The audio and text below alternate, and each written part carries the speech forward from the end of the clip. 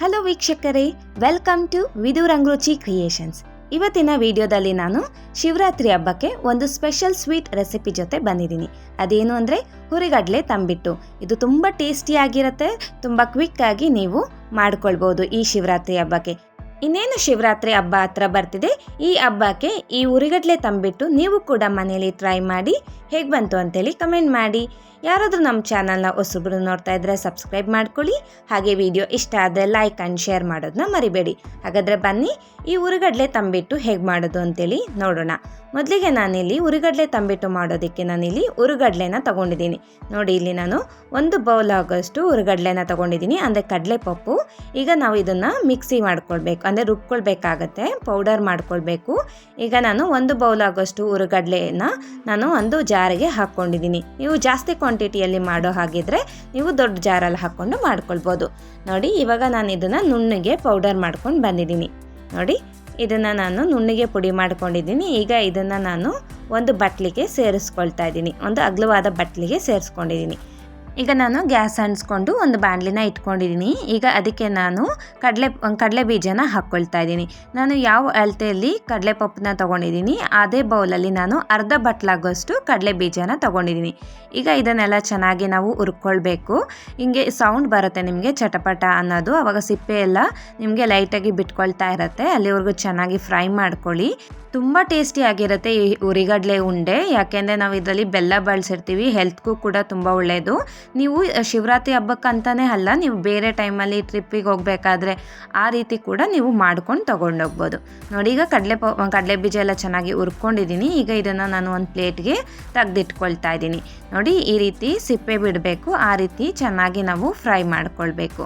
ನೋಡಿ, ಈಗ ಇದು ರೆಡಿಯಾಗಿದೆ ಕಡಲೆ ಬೀಜ. ಇದನ್ನು ನಾನು ಸಿಪ್ಪೆ ಎಲ್ಲ ತೆಗೆದು ಎತ್ತಿಟ್ಕೊಳ್ತೀನಿ. ನೋಡಿ, ಇವಾಗ ಅದೇ ಬಾಣಲಿಗೆ ನಾನು 1 ಟೇಬಲ್ ಸ್ಪೂನ್ ಆಗೋಷ್ಟು ಬಿಳಿ ಎಳ್ಳು ಮತ್ತು 1 ಟೇಬಲ್ ಸ್ಪೂನ್ ಆಗೋಷ್ಟು ಕರಿ ಎಳ್ಳನ್ನ ತೊಗೊಂಡಿದ್ದೀನಿ. ಈಗ ಎರಡನ್ನೂ ನಾನು ಫ್ರೈ ಮಾಡ್ಕೊಳ್ತಾ ಇದ್ದೀನಿ. ಇದು ಚಟಪಟ ಅನ್ನತ್ತೆ, ಅಲ್ಲಿವರೆಗೂ ಚೆನ್ನಾಗಿ ಫ್ರೈ ಮಾಡ್ಕೊಳ್ಳಿ. ನಿಮಗೆ ಸಿಡಿಯೋಕ್ಕೆ ಸ್ಟಾರ್ಟ್ ಆಗುತ್ತೆ, ಆವಾಗ ನೀವು ತಕ್ಕೊಳ್ಬೋದು. ನೋಡಿ, ಇವಾಗ ಸಿಡಿತಾ ಇದೆ, ಇದು ಚಟಪಟ ಅಂತಿದೆ. ಇವಾಗ ಇದಾಗಿದೆ. ಇದನ್ನು ಕೂಡ ನಾನು ಒಂದು ಬೌಲ್ಗೆ ಎತ್ತಿಟ್ಕೊಳ್ತಾ ಇದ್ದೀನಿ. ನೋಡಿ, ಇದು ನೀವು ಬಿಳೆ ಎಳ್ಳು ಅಥವಾ ಕರೆ ಎಳ್ಳು ಎರಡನ್ನೂ ಮಿಕ್ಸ್ ಮಾಡಿ ಹಾಕ್ಕೊಳ್ಬೋದು, ಅಥವಾ ಬಿಳೆ ಎಳ್ಳು ಮಾತ್ರ ಹಾಕ್ಕೊಂಡು ಕೂಡ ಮಾಡ್ಕೊಳ್ಬೋದು. ಈಗ ಇದಕ್ಕೆ ನಾನು ಅದೇ ಬಾಣಲಿಗೆ ನಾನು 1 ಟೇಬಲ್ ಸ್ಪೂನ್ ಆಗೋಷ್ಟು ಗಸಗಸೆನ ಹಾಕ್ಕೊಂಡಿದ್ದೀನಿ. ಗಸಗಸೆ ಹಾಕ್ಕೊಂಡು ಕೂಡ ಇದನ್ನು ಫ್ರೈ ಮಾಡ್ಕೊಳ್ತಾ ಇದ್ದೀನಿ. ಇದು ಕೂಡ ಚಟಪಟ ಅನ್ನತ್ತೆ, ಅಲ್ಲಿವರೆಗೂ ಚೆನ್ನಾಗಿ ಫ್ರೈ ಮಾಡ್ಕೊಳ್ಳಿ. ನೋಡಿ, ಈಗ ಇದಾಗಿದೆ. ಈಗ ನಾನು ಇದನ್ನು ಕೂಡ ಒಂದು ಬಟ್ಲಿಗೆ ನಾನು ತೆಗೆದಿಟ್ಕೊಳ್ತಾ ಇದ್ದೀನಿ. ನೋಡಿ, ಈಗ ಗಸಗಸೆ ಮತ್ತು ಎಳ್ಳುಗಳನ್ನ ಹುರ್ಕೊಂಡಿದ್ನಲ್ವ, ಅದನ್ನೆಲ್ಲ ನಾನು ಕಡಲೆಪಪ್ಪಿನ ಪುಡಿ ಜೊತೆಗೆ ಸೇರಿಸ್ಕೊಳ್ತಾ ಇದ್ದೀನಿ. ನೋಡಿ, ನಾನು ಅದೇ ಬೌಲ್ ಅಳತೆಯಲ್ಲಿ ನಾನು ಅರ್ಧ ಬೌಲ್ ಆಗೋಷ್ಟು ನಾನು ಒಣ ಕೊಬ್ಬರಿನ ತುರಿದು ತಗೊಂಡಿದ್ದೀನಿ. ನೋಡಿ, ಒಣ ಕೊಬ್ಬರಿನ ನಾನು ತುರಿದು ಅರ್ಧ ಬಟ್ಲಾಗೋಷ್ಟು ತೊಗೊಂಡಿದ್ದೀನಿ. ಮತ್ತು ನಾನು ಕಡಲೆಬೀಜ ಆವಾಗಲೇ ಹುರ್ಕೊಂಡಿದ್ದಲ್ಲ, ಕಡಲೆಬೀಜ ಸಿಪ್ಪೆ ಎಲ್ಲ ತೆಗೆದು ಈ ರೀತಿ ತೊಗೊಂಡಿದ್ದೀನಿ. ಇದನ್ನು ನಾನು ಮಿಕ್ಸಿ ಮಾಡ್ಕೊಳ್ತಾ ಇದ್ದೀನಿ, ಅಂದರೆ ರುಬ್ಕೊಳ್ತಾ ಇದ್ದೀನಿ. ತುಂಬ ನುಣ್ಣಗೆ ರುಬ್ಕೊಳ್ಬೇಡಿ, ತರಿಯಾಗಿರಬೇಕು. ಜಸ್ಟ್ ಪಲ್ಸ್ ಮೋಡಲ್ಲಿ ನೀವು 1-2 ಸಲ ಆನ್ ಆ್ಯಂಡ್ ಆಫ್ ಮಾಡ್ಕೊಳ್ಳಿ. ನೋಡಿ, ಈ ರೀತಿಯಾಗಿ ತರಿಯಾಗಿರಬೇಕು.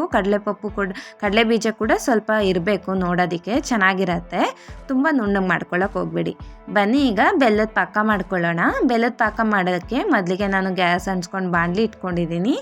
ಬಾಣಲಿ ಕಾದ ನಂತರ ಇದಕ್ಕೆ ನಾನು 1/4 ಬೌಲ್ ಆಗೋಷ್ಟು ನಾನು ಬೆಲ್ಲನ ತೊಗೊಂಡಿದ್ದೀನಿ. ಈಗ ಇದಕ್ಕೆ ಸ್ವಲ್ಪ ನೀರನ್ನ ಸೇರಿಸ್ಕೊಳ್ಳಿ, ಅಂದರೆ ಬೆಲ್ಲ ಮುಳುಗೋಷ್ಟು ನೀರು ಸೇರಿಸ್ಕೊಳ್ಳಿ. ನೋಡಿ, ಈಗ ಬೆಲ್ಲ ಎಲ್ಲ ಕರಗಬೇಕು.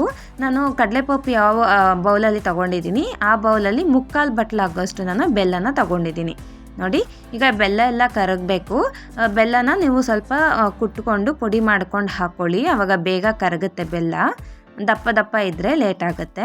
ನೋಡಿ, ಇವಾಗ ಬೆಲ್ಲ ಎಲ್ಲ ಕರಗಿದೆ. ಕರಗಿದ ಮೇಲೆ ಲೋ ಫ್ಲೇಮಲ್ಲಿ ಇಟ್ಕೊಂಡು ಇನ್ನೂ ಒಂದು 5 ನಿಮಿಷ ನಾವು ಕುದಿಸ್ಕೊಳ್ಬೇಕಾಗತ್ತೆ. ನೋಡಿ, ಈ ಥರ ಸ್ವಲ್ಪ ಗಟ್ಟಿಯಾಗ್ತಾ ಬರುತ್ತೆ. ತುಂಬ ತೀರಾ ಗಟ್ಟಿ ಮಾಡ್ಕೊಳ್ಬೇಡಿ, ತುಂಬ ಜಾಸ್ತಿ ಪಾಕ ಮಾಡ್ಕೊಳ್ಬೇಡಿ. ಲೋ ಫ್ಲೇಮಲ್ಲಿ ಇಟ್ಕೊಂಡು ಜಸ್ಟ್ ನೀವು ಒಂದು 4 ರಿಂದ 5 ನಿಮಿಷ ಚೆನ್ನಾಗಿ ಕುದಿಸ್ಕೊಳ್ಳಿ.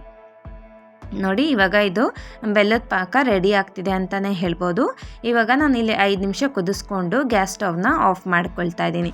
ನೋಡಿ ಈ ರೀತಿ ಎಲ್ಲ ನೊರೆ ನೊರೆ ಬರ್ತಿದೆ ಅಲ್ವಾ. ಇವಾಗ ಇದು ಆಗಿದೆ. ನಾನು ಒಂದು 5 ನಿಮಿಷ ಕುದಿಸ್ಕೊಂಡಿದ್ದೀನಿ. ಈಗ ಇದನ್ನು ನಾವು ಸೋಸ್ಕೊಳ್ಬೇಕಾಗುತ್ತೆ.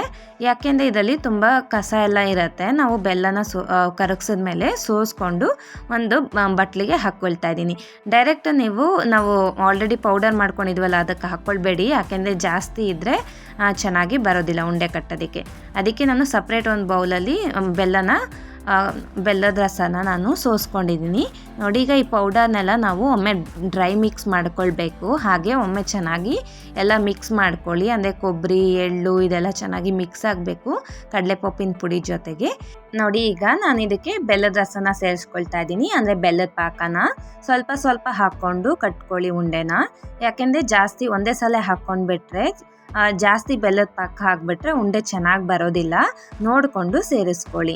ನೋಡಿ ಅವಾಗ ನಿಮಗೆ ಬೆಲ್ಲದಲ್ಲಿ ನೀರು ಜಾಸ್ತಿ ಆಗಿದ್ರೂ ಕೂಡ, ಬೆಲ್ಲದ ಪಾಕ ಜಾಸ್ತಿ ಆಗಿದ್ರೂ ಕೂಡ ಪರವಾಗಿಲ್ಲ. ನೋಡಿಕೊಂಡು ಸ್ವಲ್ಪ ಸ್ವಲ್ಪ ಹಾಕ್ಕೊಂಡು ಮಿಕ್ಸ್ ಮಾಡ್ಕೊಳ್ಳಿ. ನೋಡಿ ಈ ರೀತಿಯಾಗಿ ಚೆನ್ನಾಗಿ ಕಲಿಸ್ಕೊಳ್ಳಿ. ಬಿಸಿ ಇರುತ್ತೆ ಮೊದಲಿಗೆ. ನೀವು ಸ್ಪೂನಲ್ಲಾದರೂ ಚೆನ್ನಾಗಿ ಮಿಕ್ಸ್ ಮಾಡ್ಕೊಂಡು ಆಮೇಲೆ ಉಂಡೆ ಕಟ್ಬೋದು. ನಾನಿಲ್ಲಿ ಕೈಯಲ್ಲೇ ಮಿಕ್ಸ್ ಮಾಡ್ಕೊಳ್ತಾ ಇದ್ದೀನಿ. ಬಿಸಿ ಇರುತ್ತೆ, ನಿಧಾನಕ್ಕೆ ನೋಡಿಕೊಂಡು ಇದನ್ನೆಲ್ಲ ಚೆನ್ನಾಗಿ ಕಲಿಸ್ಕೊಳ್ಳಿ. ನೋಡಿ ಇದನ್ನೆಲ್ಲ ಚೆನ್ನಾಗಿ ನೀವು ಚಪಾತಿ ಹಿಟ್ಟು ಕಲಿಸ್ತೀರಲ್ವಾ, ಆ ರೀತಿಯಾಗಿ ಚೆನ್ನಾಗಿ ಕಲಿಸ್ಕೊಳ್ಳಿ. ನೋಡಿ ಇದು ಇನ್ನೂ ಸ್ವಲ್ಪ ಹಿಡಿಯುತ್ತಿದೆ. ನಾನು ಅದಕ್ಕೋಸ್ಕರ ಇನ್ನೂ ಸ್ವಲ್ಪ ಬೆಲ್ಲದ ರಸನ ಸೇರಿಸ್ಕೊಳ್ತಾ ಇದ್ದೀನಿ. ನೋಡಿಕೊಂಡು ಸ್ವಲ್ಪ ಸ್ವಲ್ಪ ಸೇರಿಸ್ಕೊಂಡು ಉಂಡೆಗಳನ್ನ ಕಟ್ಕೊಳ್ಳಿ. ನಿಮಗೆ ಬೆಲ್ಲದ ಪಾಕ ಜಾಸ್ತಿ ಆಗ್ಬಿಟ್ರೂ ಕೂಡ ಒಂಥರ ಮೆತ್ತಗಾಗ್ಬಿಡತ್ತೆ. ಆವಾಗ ನಿಮಗೆ ತಿನ್ನೋಕ್ಕೂ ಕೂಡ ಚೆನ್ನಾಗಿರೋದಿಲ್ಲ. ಸ್ವಲ್ಪ ಡ್ರೈ ಇದ್ರೇ ಚೆನ್ನಾಗಿರುತ್ತೆ ಉಂಡೆ. ನೋಡಿ ಈಗ ನಾನು ಇನ್ನೂ ಸ್ವಲ್ಪ ಅಂದರೆ ಎಲ್ಲ ಸೇರಿಸ್ಕೊಂಡಿದ್ದೀನಿ. ನಾನು ಕರೆಕ್ಟ್ ಅಳತೆಯಲ್ಲಿ ತಗೊಂಡಿರೋದ್ರಿಂದ ಕರೆಕ್ಟಾಗಿ ಬಂದಿದೆ ಬೆಲ್ಲದ ಪಾಕ, ಏನು ಮಿಕ್ಕಿಲ್ಲ. ಸೊ ನಿಮಗೆ ಬೆಲ್ಲದ ಪಾಕ ಜಾಸ್ತಿ ಇತ್ತು ಅಂದರೂ ಪರವಾಗಿಲ್ಲ. ಸ್ವಲ್ಪ ಸ್ವಲ್ಪ ನೋಡಿಕೊಂಡು ಸೇರಿಸ್ಕೊಂಡು ಉಂಡೆಗಳನ್ನ ಕಟ್ಕೊಳ್ಳಿ.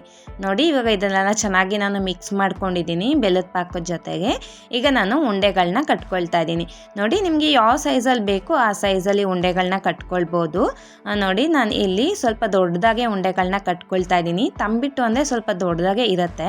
ನೋಡಿ ಈ ರೀತಿಯಾಗಿ ಉಂಡೆಗಳನ್ನ ಕಟ್ಕೊಂಡು ನಾನು ತೆಗೆದಿಟ್ಕೊಳ್ತಾ ಇದ್ದೀನಿ. ನೋಡಿ ಎಷ್ಟು ಚೆನ್ನಾಗಿ ಬಂದಿದೆ. ತುಂಬ ಟೇಸ್ಟಿಯಾಗಿರುತ್ತೆ. ಬೆಲ್ಲ ಬಳಸಿರೋದ್ರಿಂದ ಇನ್ನೂ ಚೆನ್ನಾಗಿರುತ್ತೆ. ನೋಡಿ ಈ ರೀತಿಯಾಗಿ ಉಂಡೆಗಳನ್ನ ಕಟ್ಕೊಳ್ತಾ ಇದ್ದೀನಿ.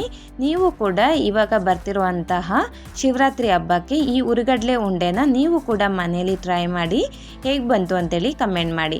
ನೋಡಿ ಇದೇ ರೀತಿ ನಾನು ಎಲ್ಲ ಉಂಡೆಗಳನ್ನು ಕಟ್ಕೊಳ್ತೀನಿ.